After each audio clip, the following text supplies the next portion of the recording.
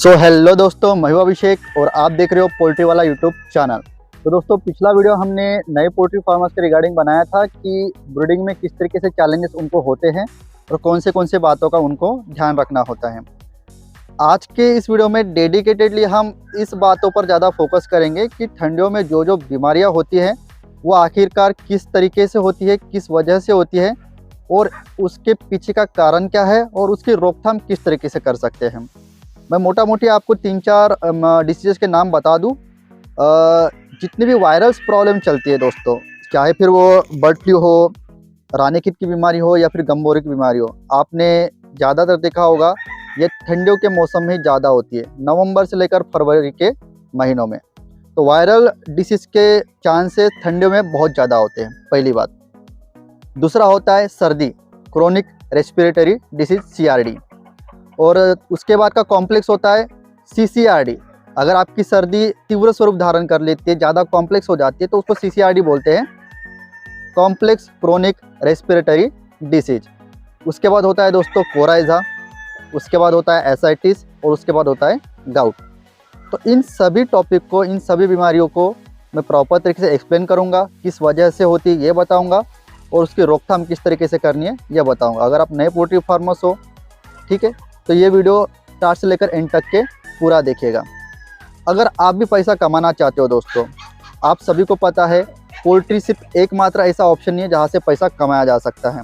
जैसे कि आप मेरा ये वाला वीडियो यूट्यूब चैनल पर देख रहे हो, यहाँ दोस्तों मुझे महीने का पेमेंट आता है यूट्यूब से, लेकिन वो किस तरीके से आता है, किस तरीके से यूट्यूब की इनकम करना है, या फिर यूट्यूब के अलावा भी आप एफिलिएट मार्केटिंग करके या फिर ब्लॉगिंग करके, यूट्यूब पर व्लॉग डाल के, अपना खुद का बुक लिख के, बहुत सारे ऐसे रास्ते होते हैं जिससे आप पैसा कमा सकते हो। तो मेरा एक नया यूट्यूब चैनल मैंने आप लोगों के लिए ही बनाया है, learn and earn with Abhishek Mohurle.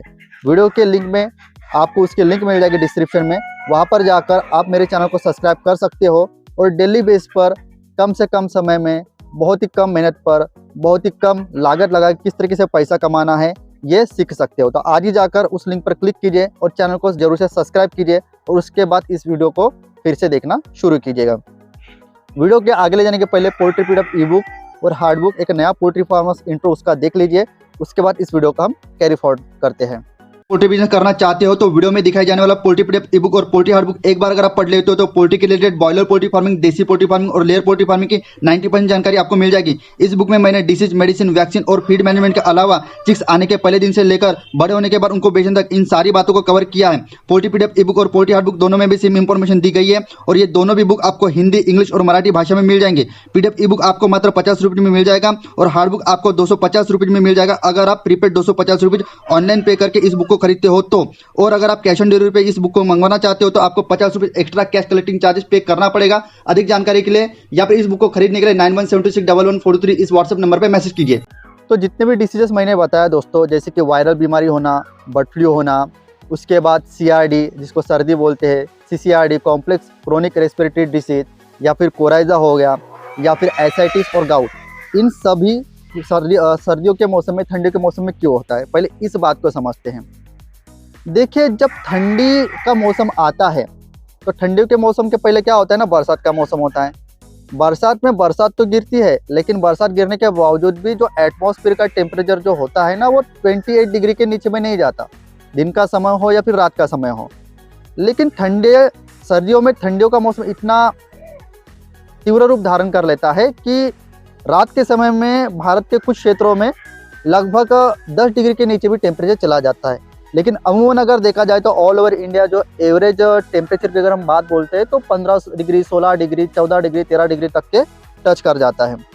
और मुर्गी जो एक नॉर्मल तौर पर हम देखते हैं, आपकी मुर्गी छोटी हो बड़ी हो, उसके डेवलपमेंट के लिए अगर एक सबसे सूटेबल अगर टेम्परेचर की हम बात बोलते हैं तो वो होता है 27 डिग्री से लेकर 30 डिग्री का टेम्परेचर उनका एकदम सूटेबल होता है।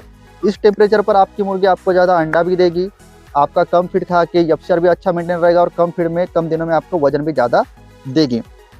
लेकिन जैसे ही टेम्परेचर 25 डिग्री के नीचे आना शुरू हो जाता है, रात के समय में, ठंडियों के मौसम में 20 डिग्री के नीचे में आना शुरू हो जाता है, तो अगर आप प्रॉपर तरीके से मैनेजमेंट नहीं करते हो, आपके पोल्ट्री शेड में प्रॉपर गर्माहट रहने की, ठीक है, तो ऐसे में क्या होता है ना कि जो भी मुर्गी फीड खाती है, फिर मेटाबॉलिज्म प्रक्रिया के द्वारा क्या होता है ना, उसके शरीर में एनर्जी की डेवलपमेंट होती है जो शरीर के विभिन्न कार्य के लिए उपयोग में लाई जाती है मुर्गी के, जैसे कि दिल का धड़कना हो गया, ब्लड का सर्कुलेशन हो गया, वजन बढ़ाना हो गया, उसके शरीर पर पंख की डेवलपमेंट हो गया, नाखून की डेवलपमेंट हो गया, अंडा बनाना हो गया, ठीक है।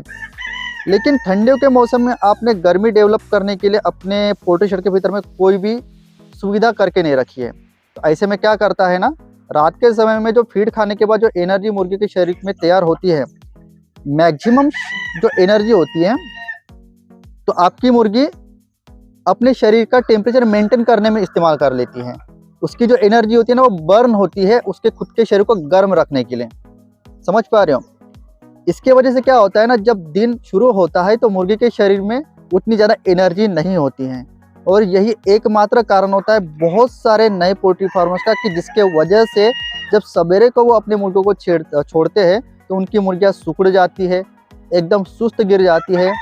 इसका एक सीधा सा सिंपल रीज़न है कि उनकी इम्यून पावर डाउन हो जाती है, और इसी की वजह से जब कभी भी इम्यून पावर आपके मुर्गे को डाउन हो जाएगी तो आपके मुर्गों को वायरल भी होगा, आपके मुर्गों को बैक्टीरियल इन्फेक्शन भी होगा, और आपके मुर्गों को वायरल इन्फेक्शन भी पकड़ेगा। अगर आपके मुर्गियों की इम्यूनिटी पावर अच्छी है तो आपके मुर्गियों को कुछ भी नहीं होता, ये आप सभी को पता है। लेकिन अभी आपको कारण पता चल गया कि आपकी मुर्गी किस वजह से इम्यूनिटी अपनी पावर खो दे रही है। समझ पा रहे हो? तो आपको ये गलती कभी भी नहीं करना है। आपकी मुर्गी छोटी हो, बड़ी हो, ओरिजिनल गावरान हो, ज़्यादा से ज़्यादा कोशिश कीजिएगा ठंडियों के समय रात में आपके मुर्गियों में जहाँ पर भी आपने उनको बंद करके रखा है वहाँ पर का टेम्परेचर नॉर्मल हो। अगर आप 30 डिग्री टेम्परेचर मेंटेन नहीं कर पाते तो कोशिश कीजिएगा कम से कम 25 डिग्री के नीचे तो भी उसका टेम्परेचर ना आ जाए। ये तो हो गया अभी वायरल बीमारी और इम्यूनिटी का क्या एक दूसरे के साथ रिलेशन होता है, वो आप समझ गए। अभी हम ध्यान देते हैं कि सबसे नॉर्मल बीमारी जो तो सर्दियों में तो होती है, गर्मियों में भी होती है और बरसात में भी होती है। सर्दियों में ये बीमारी ज़्यादा देखा ये सर्दी, और उसका नाम होता है तो CRD, क्रोनिक रेस्पिरेटरी डिसीज। पिछले में भी आपको बताया कि ह्यूमन बींग को बीते में रात में सफ़र करते हैं बाइक से, कार से, और हमें हमारे कानों में ठंडी हवा चली जाती है, हमारे बॉडी को ठंड लगती है, तो हमें भी सर्दी पकड़ लेती है, सर्दी जुकाम पकड़ लेती है। तो यही सेम बात अगर आपने सर्दी पकड़ लेगी, और भी ये वक्त रहते उसको कंट्रोल कर लेते हो तो दिक्कत वाली बात नहीं है। लेकिन बहुत सारे पोल्ट्री फार्म ऐसे भी देखे हैं कि CRD कोराइजा से पूरे के पूरे खत्म हो गया है। देखे तो बहुत कॉम्प्लेक्स बीमारियाँ हैं।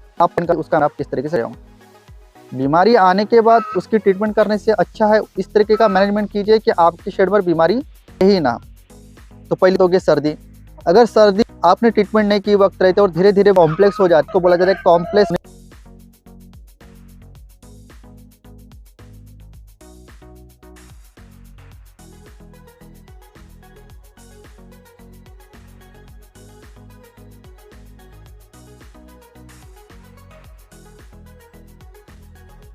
रेस्पिरेटरी डिसीज अपना रूप धारण कर लेती है, और उसको रिलेटेड फिर का बैक्टीरिया माइक्रोप्लाज्मा से होता है कोराइजा। कोराइजा में आपकी मुर्गियों का एक आंख या फिर दो, अमूमन एक आंख ज्यादातर फूल जाता है जहाँ पर जमा हो जाता है, और उसमें एक जमा हो जाता है। और इसका अगर आप पेप्टिन पाउडर चलाते हो, एंड्रोफ्लोक्सासिन चलाते हो, ब्रोनिन चलाते हो, कोलेस्टीन सल्फेट चलो, तो मार्केट में मिल जाएगी। तो रिकवरी लेगी तो होगा बहुत ज्यादा टाइम। कोशिश कीजिए अपने फार्म का टेम्परेचर मेंटेन कीजिए, CRD और कोराइजा से दूर रहे। अभी जो एसाइटिस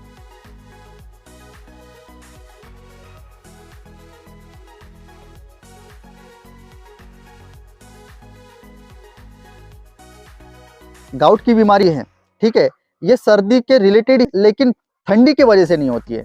वो किस वजह से होती है, जैसे मान के चलिए अभी आपको आपके शेड में गर्माहट मेंटेन करनी है, तो आप क्या करते हो, प्लास्टिक के पर्दों से पूरे शेड को ढक लेते हो, जिसकी वजह से रात के समय में हवा की आवाजावा वेंटिलेशन बंद हो जाती है, ऑक्सीजन की कमी होती है, कार्बन डाइऑक्साइड रिलीज नहीं हो पाता। तो ऐसे कंडीशन में वेंटिलेशन अगर आपके शेड में नहीं हो रहा है तो एसाइटिस होगा, पेट में पानी भरेगा।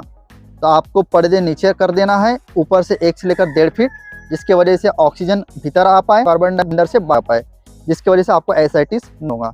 और टेम्परेचर मेंटेन कीजिए अपने फार्म का। उसके बाद गाउट को मैंने पिछले वीडियो में भी एक्सप्लेन किया था, फिर से एक बार एक्सप्लेन कर देता हूँ जिन्होंने भी पिछला वीडियो नहीं देखा था। अगर आपकी मुर्गी कम पानी पीती है, या फिर यूरिक एसिड जो उसके शरीर में होता है मुर्गियों के, अगर वो बाहर नहीं निकल पाता है, या फिर अगर आपके फीड पर प्रोटीन की मात्रा बहुत ज़्यादा है, तो जिसकी वजह से गाउट होता है।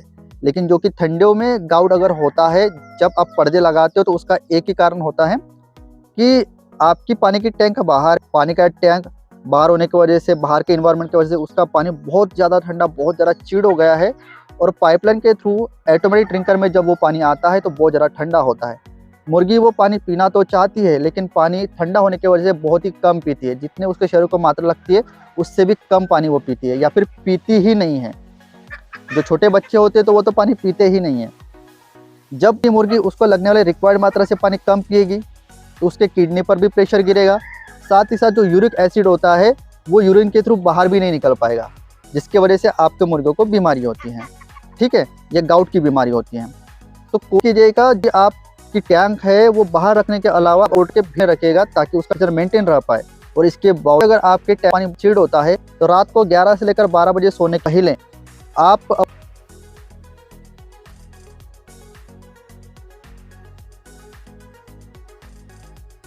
अपने कैपेसिटी टैंक की 200 लीटर 500 लीटर उसमें 15, 20, 30, 40, 50 लीटर गर्म पानी जरूर से डाल दीजिए, ताकि एकदम गर्म पानी तो अपने मुर्गा मिले, लेकिन कम से कम जो एवरेज, जो एकदम ठंड भी ना हो और एकदम गर्म भी ना हो, एकदम नॉर्मल सुटेबल टेम्परेचर वाला आपके मुर्गों को पानी मिलेगा। और ये आपके मुर्गों को गाउट भी नहीं होने देगा, और ठंडा पानी पीने की वजह से जो सर्दी होती है वो भी उसको नहीं होने देगा।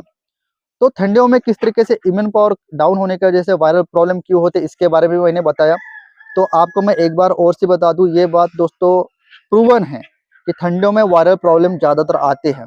इसलिए मैं आप सभी को रिकमेंड करता हूँ, किसी भी कारण के चलते बहुत दिनों से अगर आपने वैक्सीन नहीं की होगी, या फिर काम के चलते आपने नए फ्लॉक को भी वैक्सीन नहीं की होगी, कोई दिक्कत नहीं, लेकिन ठंडियों का मौसम हो गया है, जरूर से लासोटा वैक्सीन, गम्बोरो का वैक्सीन और फॉल पॉक्स का वैक्सीन इत्मीनान से ध्यान देकर जरूर से जरूर कर दीजिएगा। मैं दिल से ये आशा करता हूँ कि आपको वो नुकसान ना हो, क्योंकि वायरल प्रॉब्लम का कोई इलाज नहीं होता दोस्तों। एक बार वायरल प्रॉब्लम आपके मुर्गियों को पकड़ लेता है, बस आप एक ही चीज़ कर सकते हो, अपने मुर्गियों को मल्टीविटामिन दे के या फिर इम्यून बूस्टर दे के उसकी इम्यूनिटी बढ़ा सकते हो। फिर बाकी सब अपने हाथ में नहीं होता है। आपकी जितनी मुर्गियाँ बची सो बची। एसाइटिस, गाउट, सीआरडी, सीसीआरडी, कोराइजा होने की। आई होप दोस्तों आज के इस वीडियो में आपको प्रॉपर तरीके से समझ में आ गया होगा कि ठंडियों में इतनी सारी बीमारियां क्यों होती है और उसका ना होने के लिए आपको क्या करना पड़ेगा। इसी तरीके के पोल्ट्री के डेलीज अगर वीडियो चाहिए, और अगर ये वाला चैनल पोल्ट्री वाला पहली बार अगर आप हमारे चैनल पर देख रहे हो, तो लाल कलर की जो सब्सक्राइब की बटन है उसको प्रेस दीजिएगा, और उसके बाजू में जो घंटी नुमा है उसके ऑल नोटिफिकेशन पर क्लिक कीजिएगा, ताकि जब भी हम एक नया वीडियो अपलोड करें सबसे पहले आपको नोटिफिकेशन आ पाए। और जिस भी भाइयों को इस वीडियो की ज़रूरत है, अगर आपको ये वीडियो अच्छा लगा होगा तो वीडियो को लाइक कीजिए, ज़रूरतमंद पोल्ट्री फार्म भाइयों को शेयर कीजिएगा। इसी तरह का एक नया वीडियो लेके हमारा ही पोल्ट्री वाला चैनल पर मैं मिलता हूँ आपको नेक्स्ट वीडियो में। धन्यवाद।